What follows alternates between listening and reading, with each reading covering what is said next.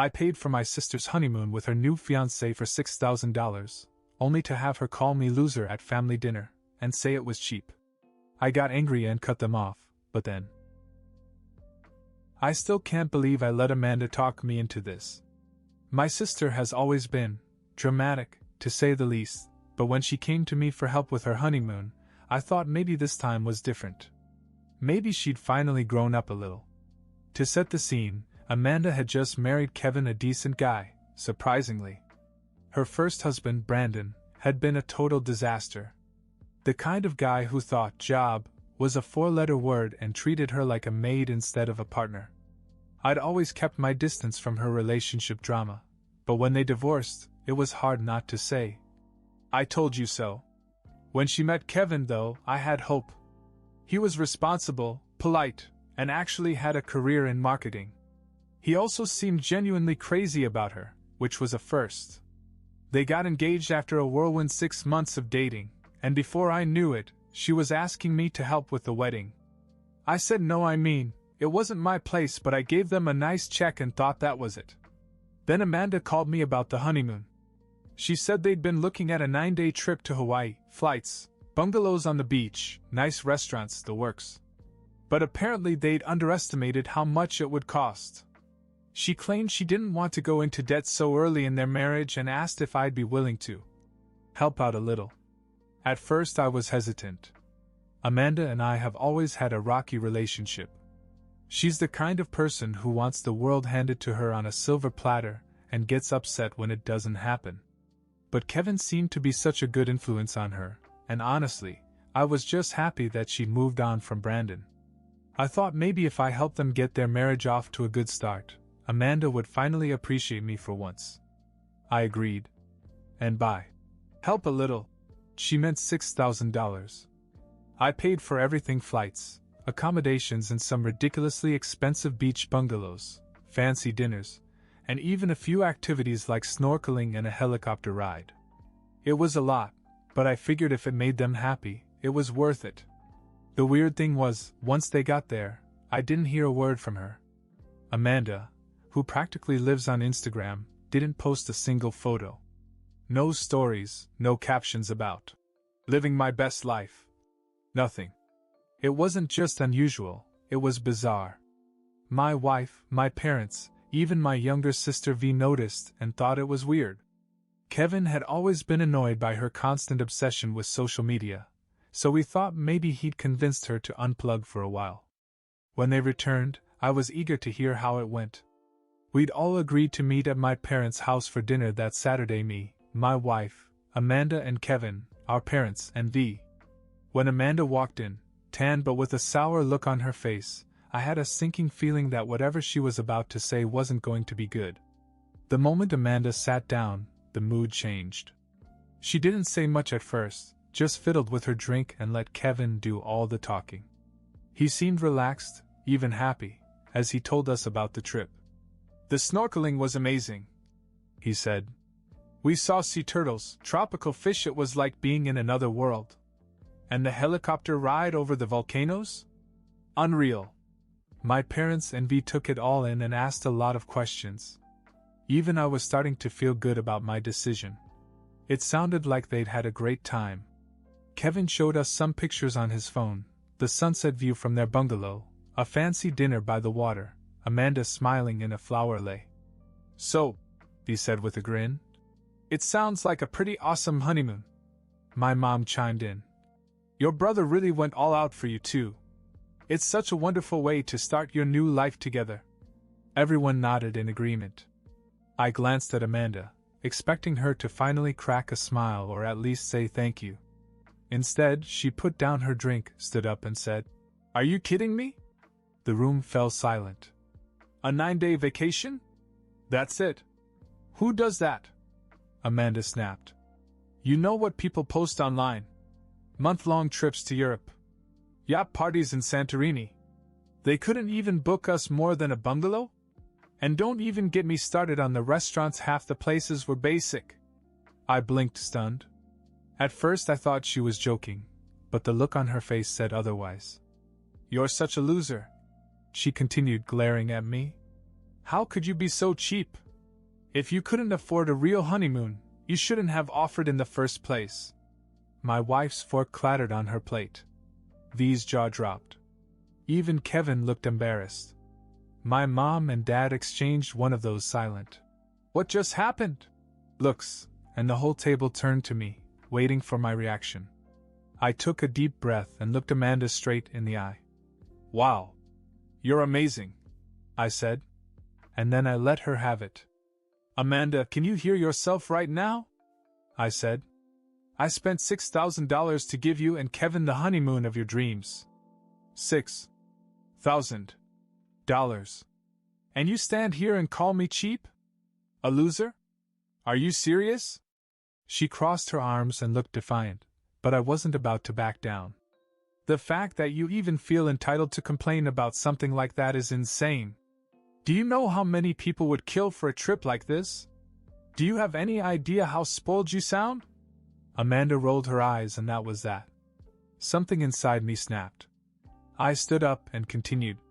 "You want to talk about being cheap? Fine. Let's talk about how you've never paid me back for anything in your life. Not the help with your car when you were in college, not the money I loaned you to cover your rent when you moved out on your own, and definitely not the money I gave you after your divorce because you said you were struggling. I've always helped you because you're my sister, but this is beyond selfish. You can forget about me ever doing anything like this for you again." Amanda's face turned red, but before she could say anything, I turned to Kevin. "And honestly, I feel sorry for you, man," I said. "You're a good guy, but if this is how she treats people who go out of their way for her, you're in for a rough ride." Kevin looked like he was going to disappear into his chair. My mother started to say something, but I put my hand up to stop her. "I'm not finished," I said, turning back to Amanda. "Let me make this very clear. If you keep acting like this, no one is going to want to help you. Not me, not mom and dad, not anyone. And no, having 11,000 Instagram followers doesn't make you some kind of star, so stop acting like the world owes you something. You're not a princess, and I'm done pretending you are." The room was dead silent. Even Amanda looked like she didn't know what to say for once. My dad coughed awkwardly and my mom tried to smooth things over, but I wasn't interested in hearing it. I grabbed my coat, looked at my wife and said, "We're leaving." As we walked out, I could hear Amanda muttering something under her breath, but I didn't care enough to turn around. I was done.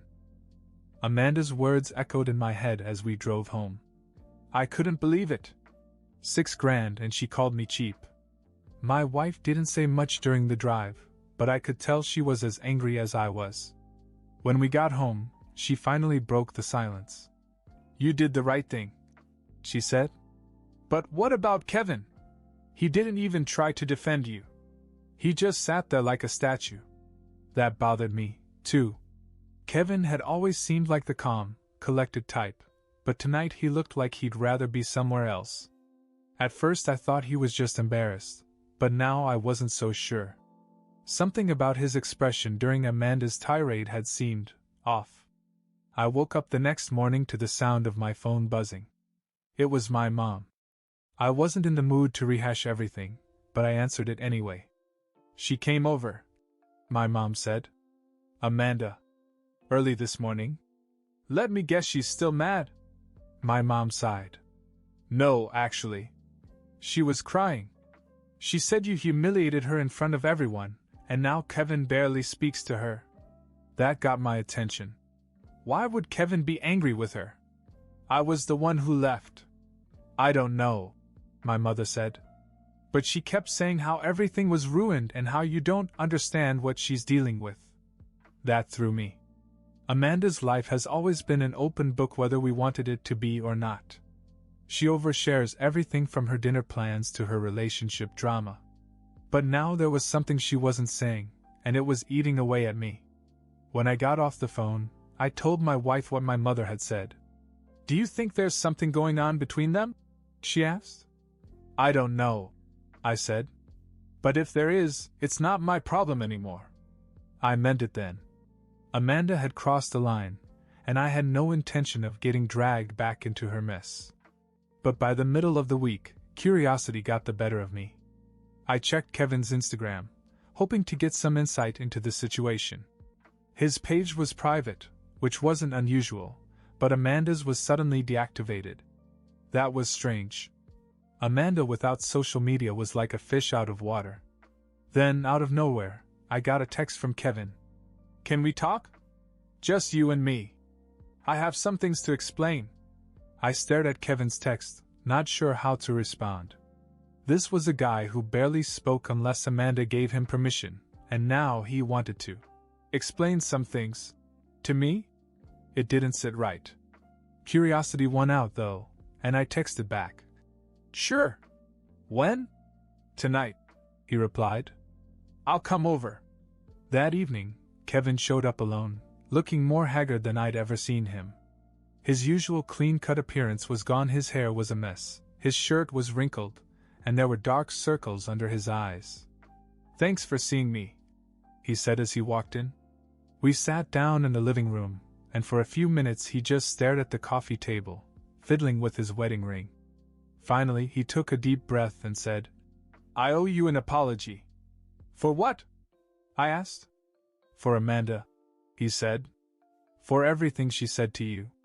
And for what happened." Now he had my full attention. "What went on?" Kevin hesitated, as if he wasn't sure how much to tell me. Then he dropped the bomb. "The honeymoon, it wasn't just a honeymoon. It was supposed to be a reset," he said. "For our marriage." I blinked. "You've been married for what, a month? What do you mean, a reset?" Kevin ran a hand through his hair. "Amanda has been difficult, to say the least. Planning the wedding was a nightmare. She went way over budget, ignored every limit I set, and had these crazy meltdowns over the smallest things. I thought it was just the stress of the wedding, but after we got married, it got worse." He paused, looking genuinely embarrassed. "She started accusing me of not loving her enough. Said I didn't do enough to make her feel special. She even threw a vase at me once." A vase. I didn't know what to say. Amanda was a handful, sure, but I had no idea it got that bad. When she started talking about the honeymoon, Kevin continued, "I thought maybe if we got away from it all, she'd calm down. She promised it would be the fresh start we needed. But by the third day, she was complaining about everything. The room wasn't big enough, the food wasn't fancy enough, the snorkeling wasn't exclusive enough." He shook his head. "It was a disaster. And when we got back, I told her I was done. I'm filing for divorce." I froze. "Divorce? Already?" Kevin must have seen the shock on my face because he laughed bitterly. "I know how it sounds. Believe me, I wanted to make it work. But Amanda, she's not who I thought she was. And the worst part? She told me last week that she still talks to her ex-husband." "What?" I blurted out. "Yeah," Kevin said. "She told me it was harmless. But I found texts. She's been venting to him about me since before we were married. She even told him I wasn't man enough for her." That hit me like a ton of bricks. For a moment, I didn't know whether to feel bad for Kevin or angry with Amanda. "Well, yeah," he said, standing up. "I just thought you should know. You were trying to do something good for us, and you didn't deserve what she said to you. I'm sorry you got caught up in all this." As Kevin walked out the door, my wife came into the room. She must have overheard because she just shook her head and said, "I don't even know where to begin." Neither did I. I barely slept that night. Kevin's words played over and over in my head. Was Amanda still talking to Brandon? Complaining about Kevin before they were even married? It was like finding out there was a whole other side to her that I didn't know, and honestly, I wasn't sure I wanted to. The next morning I got another call from my mother. "Amanda's here," she said in a low voice. "She's been crying since she came in. I think you two need to talk." "Did Kevin tell her he was filing for divorce?" I asked. There was a pause. "What? Divorce?" "No, she didn't say anything about that." "Of course not. Typical Amanda, she'd never admit things weren't perfect unless she absolutely had to." I debated whether to even go over there, but I figured I might as well get it all out in the open. Maybe she needed to hear the truth, even if she didn't like it. When I got to my parents' house, Amanda was sitting at the kitchen table, her face covered in spots and her hair pulled back in a messy bun. She looked up at me, and for the first time in a long time, she didn't have that smug, entitled look on her face. "I'm sorry," she said softly. I crossed my arms. Sorry for what, exactly? For what I said at dinner. I was out of line. You didn't deserve that. It wasn't the dramatic, crocodile tear apology I was expecting. She seemed genuinely upset, but I wasn't going to let her off the hook so easily. "Kevin came to see me last night," I said, watching her reaction closely. She froze. "What did he say?" I pulled out a chair and sat across from her. "He told me everything, Amanda. The honeymoon, the arguments, the vase, everything. He's filing for divorce, isn't he?" Her lip quivered, but she didn't deny it. Instead, she let out a shaky breath and said, "I didn't mean for it to get this bad. I thought marriage would fix things. I thought if we had this perfect wedding, this perfect honeymoon, everything would be okay. It doesn't work that way," I said. "And talking to Brandon behind Kevin's back? What were you thinking?" She jumped as if I'd slapped her. It wasn't like that. Brandon was going through a divorce, so I thought he'd understand. I just needed someone to vent to." "Vent?" I said. "Amanda, you told him that Kevin wasn't man enough. How is that venting? It's sabotage." Her eyes widened and I realized she didn't know Kevin had found the texts. She opened her mouth to say something, but then she just collapsed, her head in her hands. "I don't know what's wrong with me," she said through her tears. "I'm ruining everything. First Brandon, now Kevin. I don't even know who I am anymore." I didn't know what to say. Amanda had always been self-absorbed and dramatic, but I'd never seen her like this, completely defeated, as if the weight of her own choices had finally caught up with her. "I can't fix this for you," I finally said. "You have to figure it out for yourself." But I meant what I said at dinner. "I'm done bailing you out." She nodded and wiped her face with her sleeve. "I understand." For the first time in years, I actually believed her. "Shall I go on?" Amanda sat quietly for a long time after I finished. It was strange. It was the first time I'd ever seen her not fight back, not try to turn things around and make herself the victim. For once, she looked like she was really listening. But I knew better than to trust her completely. "I'm going to say this once," I told her. "You're an adult, Amanda. Your choices have consequences. If you want to keep throwing tantrums and treating people like garbage, fine. But don't come crying to me when it all falls apart. I've done my part. You screw this up, you're on your own. Forever." Her head snapped up, and I saw a flash of panic in her eyes. "You don't mean that." "Oh, I do," I said. "Because here's the thing, Mom and Dad don't have the money to bail you out anymore. You know that. If you want someone to finance your mistakes, look at him." I pointed at myself. "And guess what? It's not happening again." Amanda opened her mouth to protest, but I cut her off. "You want to leave Kevin? Fine. That's your decision. But don't expect me to pay for your next wedding or your next honeymoon or anything else. You stay with him and try to make it work, or you figure out how to survive on your own. Either way, I'm done being your safety net." Her face fell, and for a second I thought she was going to cry again. But instead, she straightened up, brushed her hair out of her face, and said, "I'll fix this. I promise." "I hope you do," I said, standing up. "Because this is the last chance you'll get." On my way out, my mother stopped me in the hallway.